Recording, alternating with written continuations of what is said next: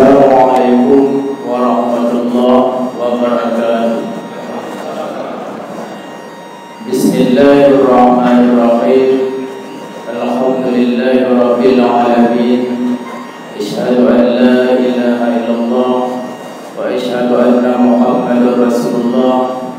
Allahumma shalli wa sallim ala sayyidina Muhammadin wa ala alihi wa sahbihi ajma'in.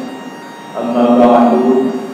Yang saya muliakan Imam Syekh Masjid An-Nur dan semua para imam Masjid An-Nur, para pengurus dan semua jamaah salat tarawih pada malam ini yang dirahmati Allah. Allah berfirman dalam surat Sabbih isma rabbika, yaitu ayatnya qad aflaha man zakkaha. Sungguh aflaha, menanglah, bahagialah, man zakkaha, orang yang mensucikan jiwa. Jiwa yang dimaksud di sini adalah hati. Maka Allah memuji, menyatakan, mengetuk palu orang yang mensucikan hati, maka orang itu akan bahagia di dunia dan akhirat. Artinya selamat daripada masa segala kesusahan baik di dunia dan di akhirat. Maka dalam ini saya mengangkat tema ceramah dosia tarawih singkat pada malam ini, yaitu berpuasa batin. Kita jangan saja imsak, menahan diri zahir saja, tidak makan dan tidak minum, tapi juga kita imsak batin, imsak hati maksudnya. Ketika disebut batin itu maksudnya hati. Imsak hati, menahan hati daripada penyakit hati. Yang dimaksud penyakit adalah maksiat hati. Maksiat yang terjadi pada diri kita ada dua, maksiat zahir dan maksiat hati. Maksiat zahir terjadi karena terjadi maksiat hati.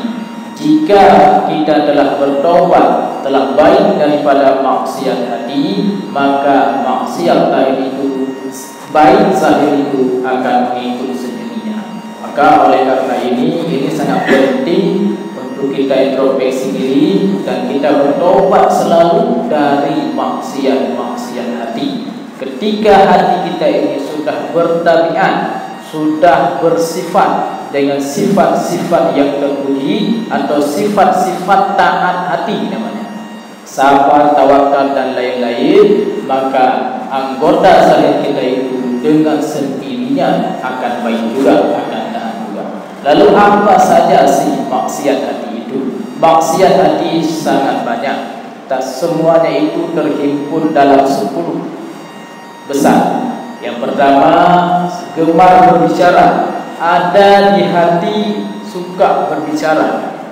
Ketika berkumpul suka berbicara, itu maksiat. Gemar makan. Ketika kita ingin berpuasa, itu kita beli makanan cukup banyak, itu maksiat, itu haram. Kemudian kita hasad, dengki, ingin nikmat orang itu hilang dan ingin orang itu jatuh bala, kena musibah, itu dengki, itu haram. Kemudian marah sedikit-sedikit ada masalah, terbangkit marah di hati, langsung deger hati kebengek. Nah itu sifat, itu maksiat hati, haram. Kemudian ada lagi sombong melihat orang muslim lain itu kecil di bawah kita di hati, terasa di hati seperti itu sombong namanya. Kemudian memandang diri, heran kepada diri karena efek amal banyak dan kita sering baca Al-Quran, terasa heran, bangga terhadap diri kita sendiri tetapi tidak melihat orang lain kecil, itu muncul, haram, itu maksiat hati. Kemudian ria, kita mempernampakkan amal kita kepada manusia selain Allah, itu ria, itu amal tidak ada hati, itu haram maksiat itu itu terjadi di hati semua. Kemudian cinta dunia. Cinta dunia, hati kita sangat cinta, suka kepada dunia. Apa itu dunia? Dunia adalah sesuatu yang tidak ada nilai setelah kita mati. Kalau sesuatu yang ada nilai setelah kita mati, itu namanya akhirat.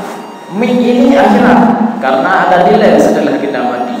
Tongkat ini akhirat karena ada nilai setelah kita mati. Baju kita ini ada akhirat karena ada nilai setelah kita mati, yaitu menutup aurat.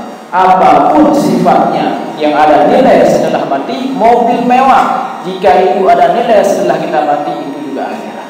Maka mencintai dunia itu maksiat hati. Kemudian cinta harta. Cinta harta itu adalah juga maksiat hati. Suka mengumpulkan harta. Kita kumpulkan harta yang cukup banyak untuk kita menjadi diri kaya dan mempunyai harta yang cukup banyak. Itu cinta harta itu maksiat hati. Maka hadirin jamaah tarawih yang dimuliakan Allah, inilah 10 maksiat hati yang harus kita bersungguh-sungguh memelihara hati kita agar tidak terjadi di hati. Jika terjadi, dengan bersegera kita bertobat terus menerus daripada maksiat hati ini, maka dengan sendirinya kita pun akan baik. Maka bulan Ramadan ini merupakan momentum yang cukup baik, yang cukup bagus, merupakan bulan ibadah. Maka mari kita fokus puasa kita pada puasa hati. Kalau puasa saya sudah pasti, mari kita fokus pada puasa hati. Maka jika kita selama 1 bulan Ramadan ini berhasil kita berpuasa hati ini, maka kita sama dengan orang-orang suluk, orang-orang kafir, bahkan lebih baik kita jika mereka tidak berhasil daripada itu. Dan insya Allah tabiat tubuh manusia itu, hati juga tubuh. Biasanya setelah 25 hari itu menjadi malakah tabiat. Maka insya Allah ketika kita masuk hari raya nanti, hati kita ini sudah menjadi hati yang bersifat dengan sifat terpuji, dan kita menjadi orang yang mulia, yang menang, seperti dinyatakan dalam ayat tadi, qad aflaha man zakkaha. Dan hati kita menjadi hati rumah Allah, sebagaimana sabda Nabi, qalbul mu'min baitullah. Hati orang mukmin itu rumah Allah. Artinya hati itu tempat tajalli Allah, dan hati kita sudah tajalli Allah. Tajalli itu derah Allah. Sedikit-sedikit hati kita teringat kepada Allah, dan di saat ini kita sudah menjadi orang mukmin yang sejati. Mungkin hanya ini yang dapat saya sampaikan. Wabillahi taufiq hidayah. Assalamualaikum warahmatullahi wabarakatuh.